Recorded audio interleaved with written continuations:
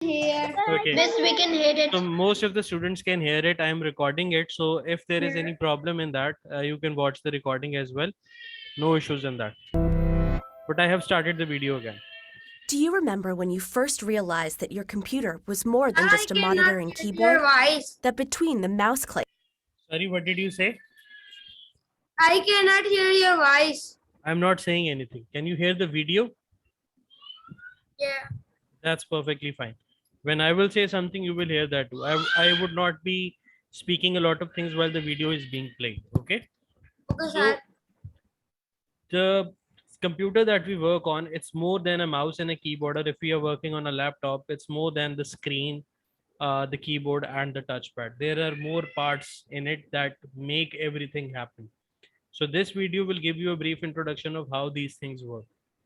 So currently they are explaining about a mouse click, how the mouse click does something on a computer. and the video playing, there was something that captured your attention, understood it, and made it real? What is that something? Is it gremlins? Let's imagine that we can shrink down to the size of an electron and inject ourselves into a click of a mouse. If you took your mouse apart, you'd see that it's really a very simple machine. It has a couple buttons and a system for detecting motion and distance. You might have an optical mouse that makes these measurements with lights and sensors, but older ones did this with a hard rubber ball and some plastic wheels. Same concept. When you click the button on your mouse, it sends a message to the computer with information about its position. When your mouse click is received, it's handled by the basic input-output subsystem. This subsystem acts like the eyes and ears, and mouth and hands of the computer. Basically, it provides a way for the computer to interact with its environment. But it also acts like a buffer to keep the CPU from being overwhelmed by distractions. In this case, the I/O subsystem decides that your mouse click is pretty important, so it generates an interrupt to the CPU. Hey CPU, got a click here. So when we are clicking something and when we are typing something, the computer has a system in it which is called basic input output subsystem. So this is the system that relates with information that is going into the computer, that is called input, and information that has to go out of the computer, to come out of the computer, that is called the output. So this system deals with that. Everything that we tell the computer, it first decides what it needs to do, and then output system gives us the results according to that. So that is basically how a computer works on an instruction based environment. Every instruction that we pass to the computer, that is called input, and according to that input, computer decides what it needs to do, and when it does something, that something is represented by the output. Okay. The CPU, or central processing unit, is the brains of the whole computer. Just like your brain doesn't take up your whole body, the CPU doesn't take up the whole computer, but it runs the show all the same. And the CPU's job, its whole job, is fetching instructions from memory and executing them. So while you're typing, maybe really fast, like 60 words a minute, the CPU is fetching and executing billions of instructions a second. There are like many instructions that computer is converting into output every second. Billions of instructions the computer processes, that understands what is meant by these instructions, and then gives us the results according to these instructions. So an instruction of your mouse moving around the screen, that is kind of the same thing. When we move our mouse on the flat surface, the computer understands where is it positioned at a certain time and places your mouse at that position. After that, this picture represents the processor here. The processor, what it does is it takes up it has a lot of files in it, and these files are basically instructions on how to read what is being given by the keyboard and how to read what is given by the mouse and understand it and start to work accordingly. So our purpose is to give instructions to the computer so that computer can work according to that instructions and give us results in return. So similarly, as we earlier said, that there are like billions of instructions that are going every time to the CPU. So that makes our CPU a kind of a multitasker, which is doing more than one things at one same time. So computer has its speed in gigahertz. So it means that it can do multiple or billions of tasks every second. Billions of very small instructions that are given to the computer. Computer reads them, understands them, and gives you the result according to the instructions that you are giving. Now, after that, we are going to go to the next thing, and that is how do we differentiate between two different things. One thing is instructions and the other thing is commands. Sir, This one. So there are like two things of there are like two type of things that we work with. First type of thing is called instructions. Instruction is one line in which you tell computer to do something. For example, you use a calculator and on the calculator you write 3 plus 5 and it gives you the answer 8. So computer basically works on an instruction based environment. Whereas a program is concerned, it is more than one instructions that can combine and then perform something. I will give you an example of these instructions and programs here. sir, The first, yes, you want to say something? yeah, I want to say that sir, input is what the instruction we give to the computer is an input, and what the result we get is called the output. Yes, Yeah. you are right. Yes, you are exactly right. You are exactly right. So now I'm going to explain you what is the difference between an instruction and a whole program. Currently, what you can see on my screen is a character here which needs to complete its goal and reach this end point. So this is an instruction which says move forward. When I run this, you would see what happens by character moves one step forward. So this is basically an instruction. Now a program is like a group of many instructions that will help you to achieve one goal. Like our goal is to reach here, which we cannot do with this simple instruction. We have to add another instruction to it. So more than one instruction, now they will become a program. So there was a very little difference between a program and an instruction that I wanted to explain. Instruction is like one step that we have written, and a program is more than one steps. When they combine, they do something that is going to help us solve a problem. So this is how the problem is going to be solved. If we wanted to reach here, we will add two move forwards here, and this is going to help us to complete that. I will share the link of this exercise also with you guys so that you can start practicing it. I will share it in your group after the lesson. And I have also recorded this, so you can also see the watch. You can watch this recorded lessons video also for your own, you can say, help, and you will get to know how the instructions and the program would work. And similarly, there are like 10 levels of this maze problem that we have to solve. I will try to solve as many as we can today, and we will go towards the next lessons. Now, when I see this character, I know that it has to move forward here to this point, one step forward. Then I wanted to turn towards this side, which is left of this object. So I will move forward first and then turn left, which will make my character to reach here. Now what I want next from it is to move another step forward, take a right turn. Sir, can you repeat this one Sure, more sure, from the sure. beginning? I can repeat that. So this character needs to go there, and we have to write a program so that it can go there. And we have to write this program in terms of these three instructions. We can use these three instructions multiple times so that we complete our program.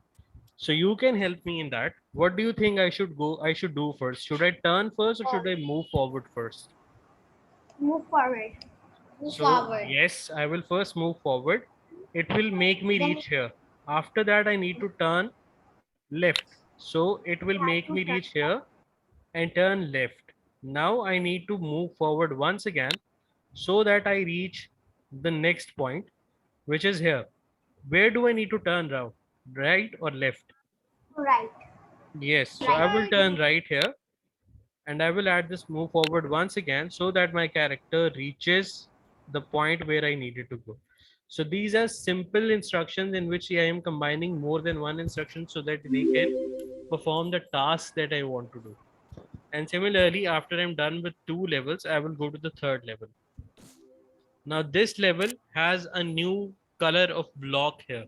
This green color of block will repeat, keep on doing the same thing again and again. until we have reached this goal point. Okay. So all we need to do is just keep moving forward. That's it. But if I move forward one time, it's going to help me do that only once. And if I add more than another block, it tells me that I have no blocks left now. So this way, if I combine these two instructions, I would not be able to reach my goal. But this block can help me to do this thing multiple times until I reach the goal. So this is a repeat block. Repeat block will keep on repeating the instruction until you meet a particular goal. So it says repeat until you reach here. So all we need to do is to move forward. So that is what we will do, and our character would reach So that our means goal. we have to reach the red pin, right? Yes, we have to reach the red pin. This green block just tells the same thing. It will keep on repeating the same thing again until we have reached this point. So if I add a turn block here, it will keep on rotating. Let's see that. I will put it back and add this turn block. Now you can see what happens. It will keep on rotating on this position. It would not move because I have not asked it to move forward. And as I cannot add any more blocks, so nothing would happen. So using the right instruction at the right place is kind of the most important part here. So just move forward until you reach the red mark, and that's it. Okay, so now this is kind of an interesting thing. Our character needs to move forward one step, so I will ask it to move forward. When it reaches here, I would ask it to turn left, and then I will ask it to turn move forward again. So this would happen now. The only thing missing is that I now would want my character to turn right again, so I will add this turn right again, and now my character would reach here. And how do I make it to reach this point? Because I have to repeat the same instructions again and again. So I will add this repeat block here. Now this repeat block is going to help me do the same process that I did from this point till this point, and do that again and again and again. So I reach the end mark.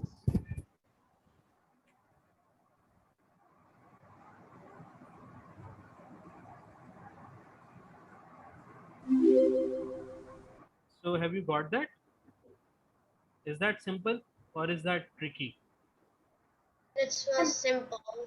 Yes. Now, Too much simple. so who has a clear understanding of what is meant by an instruction and what is meant by a program? Who No, knows I that? still have like some questions to be asked. Yes, Like Tanya, you want to ask something? when I do it in the second level, right? Yes. I don't know how to move up. So can you tell that again? Yes. In order to move up, what you have to do is turn to a certain side and then move forward. So we are not actually moving up and down. We are turning our character's face somewhere and asking it to move forward in that direction. You're talking about level 2. Let's go to the level 2 and I will explain. So now what you want your character to do is go forward. So it will go forward here. But once it Yes. reaches this point, now it can't move forward because there is no yellow bar here. So this character can only follow the yellow lines. So what I want this character to do now is turn on this side first. So I will ask it to turn left so that it faces in this direction. And when it starts facing in this direction, I can ask it to move forward again. So this is basically its forward point at this time when it is facing upwards. So you have to turn your character so that it faces in a certain direction and then it can move forward. Same trick we use in Scratch also. We point in a particular direction, move forward, and a character starts moving in that direction. So that is what you have to do. Okay. So who has a clear understanding of an instruction and a program now? Just let me know that. Who hasn't understood what is meant by instruction or the program? Yes, Aima, you want to say something? I understood. Ibrahim, that's very good. That's very nice of you. That's very kind of you. Aima, you want to say something? No, sir. I'm saying that I have also understanding and instructions and programs. Sir, I have also practiced Scratch in my school. So I know Scratch. So you know already Scratch. So basically, a level 1 is totally related to Scratch. So we are going to explore more areas that you might not have learned before in your school. You go to the city school. No, I'm in the Dow Public School. Okay. So if there is anything that you don't find new, what we can do is you can always do some more lessons there. If you think that you have already done that, why don't you try go to the level 2 of that programming course? That is Python and that is different. So Scratch is kind No, of Scratch has a lot yeah. of. We are going to make 6 to 7 games in Scratch, and I will explain you how the Scratch works also by using these different games and their techniques in that. So that is what we have to do from the start. So the next thing that I want you to know is how does a program work. So now we have a clear understanding of an instruction and a program. Instruction is like one simple line of command which works on its own, whereas a program has to complete one particular task, and it is like a group of many instructions joined in a particular sequence, in which sequence they can help you to solve a particular problem. So if we go back to our example of making a sandwich, toasting a bread can be an instruction, but following all the steps to make a sandwich would be more like a program. So similarly here, one instruction that can help you to do one thing on a computer can be combined with other such instructions so that we can create a program that can help us solve a particular problem. So the next thing is, how does a program work? So program is, always understand that there are two types of languages. One is a language that we can understand, humans can understand, and there is one language that computers can understand. So working of a program is basically almost very similar to that analogy. What we have to do is write in a language that we understand clearly. So when we are writing a program, we need to be writing in a language that we know very well. And when we want to when we want the computer to work according to these things, we should know that computers does not understand our language. Computers have a language of their own which they understand. They do not they do not understand what is written in English. So that is why there comes a very important part of the programming that is called translation. So whatever code we write, there is a program, there is a predefined set of rules according to which whatever instruction we write in our language, it is translated into the computer's language, and the computer's language is called ones and zeros only. It's called binary language. So whatever we write, computer first understands it into its own language of ones and zeros, and then after that it starts performing things that we have mentioned through our program. So there is a very essential understanding related to that. I will explain that to you as well. And that is flow pattern. First thing that we need to do is write a program in our language. After that, that program is going to go to a translator. A translator is going to translate the code in the computer's language. This computer's code is going to go to the computer after that, and then computer would understand the translated code, and then it will perform something that we have asked it to do. So whatever we ask the computer to do, there needs to be a translator which can understand what we have written and tell it to the computer. See, computers do not understand our language. It is basically the same pattern. Let's say that if I started teaching you in Spanish, what would happen? Most of you would not be able to understand what I'm trying to say, and you would not understand anything. So we would need a translator which can translate Spanish into English or Urdu so that you guys can start learning what I am trying to say. Similarly, whatever we are writing in our language is like a foreign language for computer. Computer doesn't understand that, and computer needs a translator for everything that we write so that computer can understand it as well. So that is where the concept of translator comes in. So similarly, in this block coding as well, what you can see is when I complete this, let's say this third one, when we would complete any of these tasks, you would see there would come a code in this JavaScript language. So this JavaScript language is again written in English language, but there can be a compiler which can see what is being meant and translate it to the computer's language. Then computer starts to follow the instructions according to its own language and then perform something that we have asked it to do. Now, there is a separate program written for everything that we write and how computer would understand that. That program is basically called a language. Okay, so everything that we write in our words, computer needs to understand that, and computer understands everything that we have written according to a pre-written, already written program, which is called a programming language. Scratch is also a programming language. So that is the basic outcome of this discussion. So after this fourth part, we are going to go to this fifth part, and here is a tricky thing. I cannot add repeat until in the top, because that would make my character to hit somewhere if it does not follow the instructions carefully. So as we are only supposed to follow the yellow path, so I need to figure out that where do I need to go if I want my character to follow the yellow path.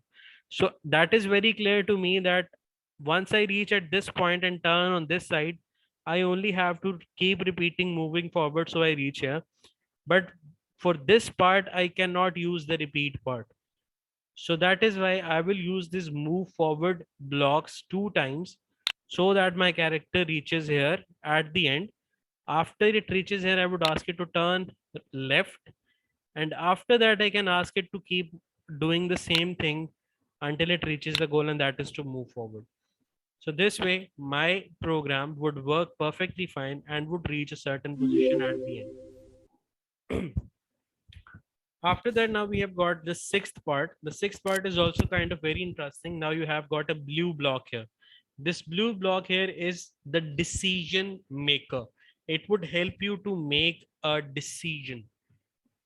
It would ask you to see on the left side. If there is a path on the left side, you can tell it to do something. For example, I would ask it to check on the left side. If there is path on the left side, then turn left. Otherwise, I would ask it to keep moving forward. And I would ask it to do the same thing again and again and again and keep moving forward. I would want to add it here so that it keeps moving forward and keeps checking on the path on the right side, if on the left side. If it sees a path on the left side, it will turn on the left side. Otherwise, it would keep on moving forward. So that is another instructional module here.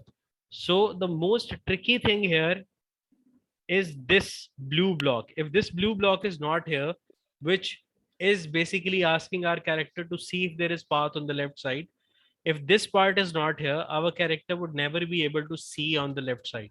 So that is why we are using this here. If I run only this block, what would happen? It would see on the left side and turn if there is a path on the right side. And we want it to move forward. So that is why I will add move forward here. And I will ask it to keep repeating this instruction until it has reached the goal. So that is how it is going to work. So if it sees a path on the left side, it turns on that side and it keeps on moving forward until and unless there is a path on the left side. Once it sees a path on the left side, it turns on the left side. And after that, it starts moving forward again. So at every step, so at every step, this character is doing two things. It is moving forward. It takes one step forward and then sees. Yes, Ima? I'm saying that what are these black semicircles when this character is moving? These So it is basically, yes, there are black semicircles. These black semicircles are here just to tell us that if we want to look something on our right side. So if you want to look on the right side, on the left side, you will see that there comes a Wi-Fi sort of signal on the left side first, which tells it is checking path on the left side. When it sees a path on the left side, it turns on that side. But if it doesn't see it there, it keeps on moving forward. Fine. And then this is the seventh part. I would like everyone to do the 7 parts. I'm not explaining you how the 7 part would work. You should try it on your own. And that is the exercise I would be giving it. I would be. on code.org. Sorry. Is it on code.org? No, it's on blockly.games. I will share the link with you guys so that you can practice that. So these are 7 exercises that I would want everyone to practice. 6, I have shown you how that would work. 7th, I'm not going to show you, but you are going to figure it out yourself. Now I'm stopping the recording.